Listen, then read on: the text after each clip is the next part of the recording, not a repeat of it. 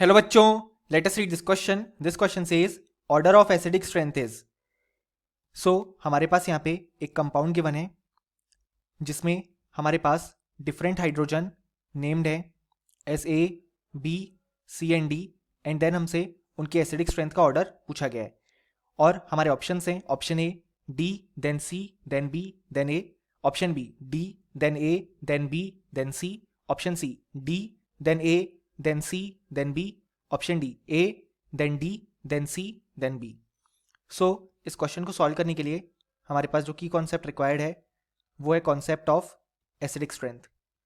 अब यहाँ पे जो एसिडिक स्ट्रेंथ होती है वो होती है directly proportional to the stability of conjugate base. यानी कि जो कॉन्जुगेट बेस फॉर्म हुआ वो जितना ज़्यादा स्टेबल होगा उतना ही ज़्यादा वहाँ पे एसिडिक स्ट्रेंथ होगी. अब अगर हम कॉन्जुगेट बेस फॉर्म करेंगे यहाँ पे इन हाइड्रोजन को रिमूव करके, तो हमारे पास स्ट्रक्चर होगा कुछ इस तरीके से. डबल बॉन्ड हो, यहाँ पे O माइनस, इस तरीके से इस चेन पे.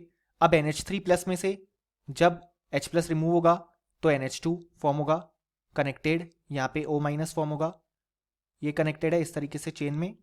एंड यहाँ पे SO3H, सो यहाँ पे SO3 माइनस फॉर्म होगा. सो अब हमें जो कॉन्जुगेट बेस फॉर्म हुए उनकी स्टेबिलिटी कंपेयर करनी है. सो यहाँ पे A, B, C and B में कॉन्जुगेट बेस फॉर्म हुए.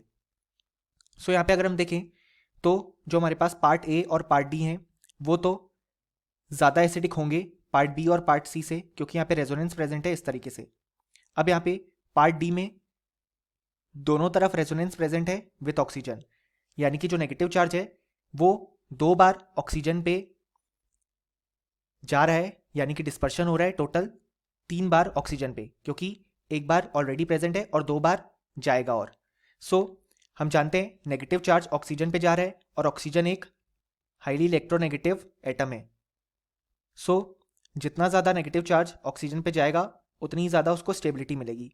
इसी कारण से जो पार्ट डी में कॉन्जुगेट बेस बना वो ज़्यादा स्टेबल है देन पार्ट ए, और ये दोनों ओवरऑल ज़्यादा होंगे स्टेबल देन बी एंड सी, क्योंकि बी एंड सी में कोई भी रेजोनेंस हमें देखने को नहीं मिल रहा है. अब अगर हम कंपैरिजन करें बी और सी में, तो यहाँ पे जब सी में कॉन्जुगेट बेस बना तो यहाँ पे न्यूट्रल पार्ट का हमें फॉर्मेशन देखने को मिला, जबकि यहाँ पे जब H प्लस रिमूव हुआ तो यहाँ पे नेगेटिव चार्ज आ गया. इसी कारण से जो पार्ट सी है वो हमारे पास ज़्यादा स्टेबल होगा देन पार्ट बी, क्योंकि यहाँ पे जब यहाँ से H प्लस रिलीज हुआ तो हमारे पास न्यूट्रलिटी आ रही है इस रीजन में. सो वहाँ पे इसी कारण से ज़्यादा स्टेबिलिटी आएगी. सो यह आ जाएगा correct order for the stability of conjugate base, और यही ऑर्डर होगा एसिडिक स्ट्रेंथ का, क्योंकि हमने देखा जो ऑर्डर होगा स्टेबिलिटी ऑफ कॉन्जुगेट बेस का वही ऑर्डर होगा एसिडिक स्ट्रेंथ का.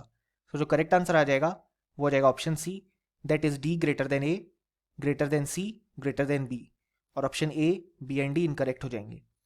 सो फाइनली हमें बोल सकते हैं कि इस क्वेश्चन के लिए हमारे पास जो करेक्ट आंसर आ गया वो आ गया option C. Hope you understood it well. Best of luck.